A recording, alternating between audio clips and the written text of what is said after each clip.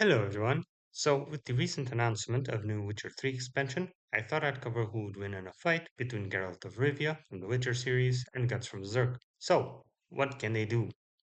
Starting with Guts, at a basic level, he has his superhuman physical capabilities, the result of him being a creature of the interstice between ethereal and physical planes, where it is easy for mind to affect matter. The latest chapter even confirming as much as the result of him being born among the dead, causing his spirit to linger there.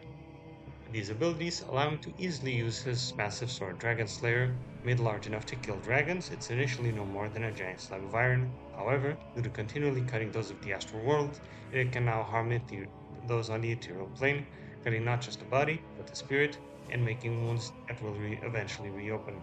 This wears the Berserker armor, filling the wearer with such violent emotions that they don't feel pain, allowing him to access his full strength even if it breaks his body. It will snap limbs back into place, allowing Guts to fight until his last drop of blood is spilled. He usually relies on sheer cut to allow him to keep his sanity while wearing the armor. Also, it grants him night vision. He has a single shot cannon in his artificial metal arm, which is also magnetized to help him grip his sword. He has an attachable repeater crossbow and carries some throwing knives and miniature bombs. Guts' most impressive aspect is his sheer endurance and perseverance. Even early on, he fought 100 men over an entire night, defeating them all literally one-armed. He managed to run from midday to night, and he probably has some limited resistance to poison. Above all, Guts is a struggler, a survivor. As for Geralt, he's I'm a a witcher, witcher. trained to be so at Kaer where he underwent the Trial of the Grasses, a series of mutations granting him superhuman physical capabilities to allow him to stand a chance against monsters. Geralt took to them particularly well and was therefore subjected to further mutations, which turned his hair white and made him a color above the rest. Later, he was further enhanced in the region of Toussaint, including strengthened synapses. Mutations granted him the ability to consume Witcher potions with the time, as they have resistance to poison. Witchers additionally can't be hypnotized, are unaffected by hallucinogenic tenants that erase memories. They have keen senses that allow them to track footprints, smells, and hear panting from 3 miles away. They have highly low levels of resistance to psionic spells, as it takes a mage half an hour to penetrate their nervous system. Geralt in particular has a strong will and quite a bit of resistance to magic, and can break an ordinary spell within just mere minutes. Mutations also granted them an extended lifespan. Geralt is nearly a century old, and he's used the time well, constantly training and practicing his skills at every spare moment to become the best swordsman the North has ever seen. The Witcher does not rely on swords alone. They also know signs, simple spells requiring only gestures. The basic one is Art, a psychokinetic push. It can be upgraded to an omnidirectional shockwave that freezes enemies. He has Quen, an exploding shield that deals damage when broken and can be used as a continuous bubble. He has Yerden, a circle that slows enemies and damages them, destroying projectiles. Igni, an armor-melting blast of fire that can also be used as a continuous stream. He has mind control via the Axis sign, mind controlling 2 to 3 people, including things like betrayal and suicide. Heliotrope can catch spells and cushion impacts as well as slow down time in an area, and it can even put people to sleep. It is worth noting that as a video game character, Geralt has a lot of games and mechanics stuff that boosts damage and health under various conditions. I can't really meaningfully quantify this in terms of attack power or durability, just know that General can get even stronger with various things. But in terms of skills and mutations, he can sunder armor, he has toxic blood that damages his enemies, and he has a one-time revive. For his equipment, his Witcher's Medallion, which reacts to both magic and oncoming danger in general. He wields a variety of swords, but by default his sword is made of meteorite steel, which fall from the heavens, infused with 4 elements as it crashed to Earth, thus making it magical, and allowing him to clash with and overpower magic. His sword is imbued with the strongest OOI rune words, which give effects like poison, bleed, burning, freeze, stun, stagger, damage reflection and retribution, and deflecting all arrows. His armor can also be infused with such runes as well. His best sword is probably King Arthur's lesser known blade, a round height, given to him by the Lady of the Lake. It builds up a charge with each hit, glowing and growing stronger over time. He can also wear a variety of armor. Take your pick from any of the Witcher gear for his best, noting as well that he can make it be treated as light armor via runes. They of course reduce damage and can even boost things like his sides, for example. He has a crossbow with a variety of bolts, including a tracking one. He has a wide variety of potions, which give him effects such as enhanced regeneration, regeneration upon hitting enemies, night vision and enhanced hearing, immunity to poisons, a speed and reflex boost up to a tenfold one, and of course, boosting physical and magical damage, as well as a full heal that grants temporary invulnerability. It can inflict wounds that never heal with brown oil, which also causes an additional hemorrhaging beyond normal. He has bombs that freeze, poison, block magic, release explosive gas, prevent regeneration and transformation, and flash bombs that blind his opponents. He also has the Eye of Nehalin, which dispels illusions. Against all of that, it's obvious Guts will need to have a substantial advantage in stats to make up for it. So how strong is he? Even without the Berserker armor, he can cut through multiple stone pillars and be smashed through them.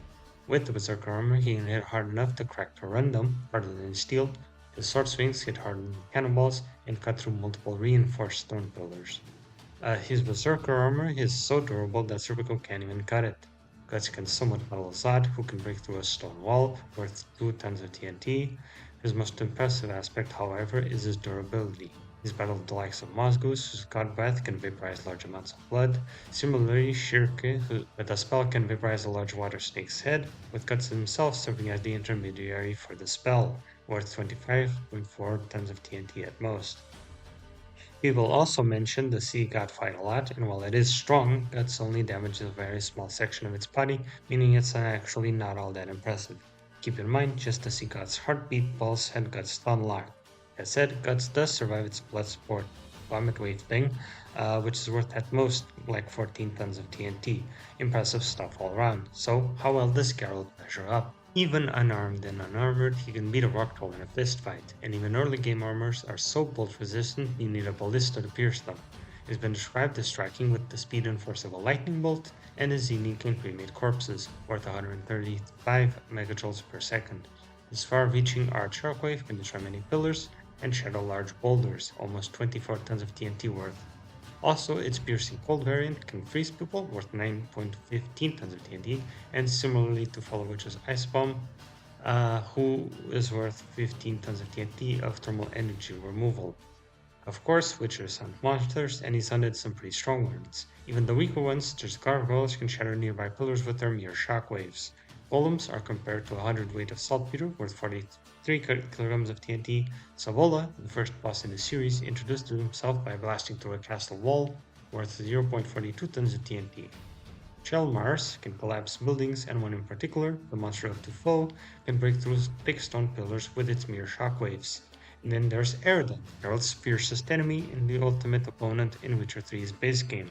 He survived Avalak's magic explosion, which destroyed an entire forest, worth almost 200 tons of TNT. Not bad. Except, that's only assuming the in-game scale is literal. However, in the games, travel to nearby locations can take hours on horseback, and travel between regions can take up to weeks, being hundreds of miles, similar to how it is in the books. Taking this skill compression into account, we're instead talking about 3 megatons of TNT. Sounds crazy, but Avalak is stronger than any human sorcerer, meaning he's comparable to stuff like Sabrina's Pharaoh spell, which vaporizes an army of thousands, Yennefer making a massive barrier around Kaer Morhen, the sorcerers of the Lodge blowing up Stigga Castle, something which shook the entire planet. Gareth himself has even battled and defeated genies, who are strong enough to move and destroy mountains, and can instantly cast spells which the best human mages would never master with years of preparation. That last bit is insane because Sabrina, by using a curse to charge up 3 years worth of energy, causes a solar eclipse worth 97 gigatons of TNT per second. Heck, accumulating energy in this way is stated to be able to move stars. And okay, we're getting off track here. The point is, Geralt's higher end arguments are enough to turn this whole fight into a one-sided massacre. Even without all that, Geralt is still more than strong enough to keep up with Guts, if not surpass him outright. Can Guts at least take an advantage in terms of speed? For speed, they actually mirror each other in terms of feats. Both block crossbow bolts while they are in flight, both fight people fast enough to make sonic booms. Rosine for Guts, reaches for Geralt. Geralt moves relative to sound waves and sonic blasts and can cut down 20 men in the blink of an eye, whereas Wild, who Guts battled, impales someone in an instant. Can move relative to ablating meteors even. They both even move relative to natural lightning, although in terms of that, Guts move faster, so he has the slight speed edge, right? Well, except Geralt can just take a Blizzard Potion and get a tenfold speed amp. And then slow Guts down further with Heliotrope and Weather for good measure, so not so much.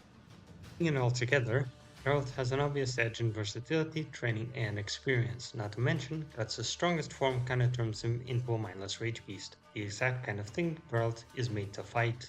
Geralt has straight up fought stronger, his magic and bombs are more than enough to put Guts down. Plus, while Guts might have an edge in speed, Geralt can reverse that with potions and spells as well. Worst of all, Guts' armor explicitly does not protect him from shockwaves, so if Arden knocks him into a wall, that might just be re-GG right there. Guts can fight until his last drop of blood is spilled. However, Brown Oil can speed up the hemorrhaging process. The only thing Guts has a solid advantage in is stamina, but I don't think that's gonna be enough.